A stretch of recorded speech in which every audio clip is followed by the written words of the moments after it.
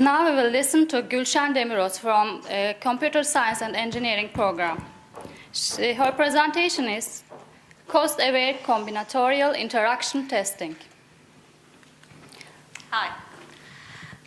Failures and faults in software systems, such as online banking, mobile phones, or medical devices, they might have severe consequences in our lives.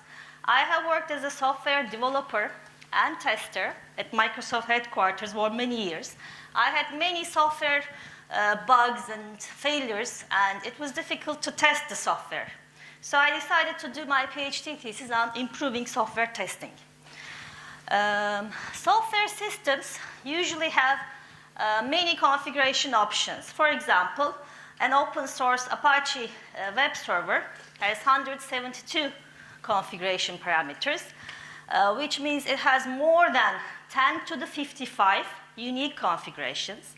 Even if it took just 1 second to test one configuration, it will be impossible to test this system fully because it will last longer than the Earth has existed.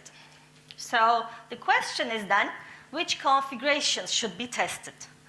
Combinatorial interaction testing is a technique which samples this enormous input space and tries to pick only the some representative instances of the system.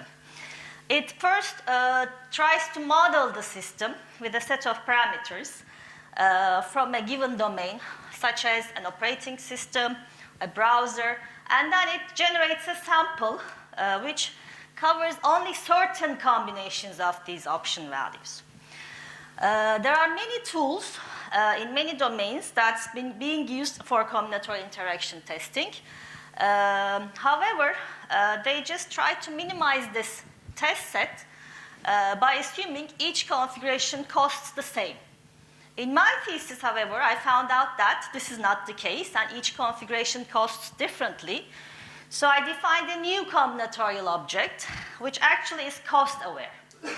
And then our experimental results have shown that we gained significant cost reductions, actually.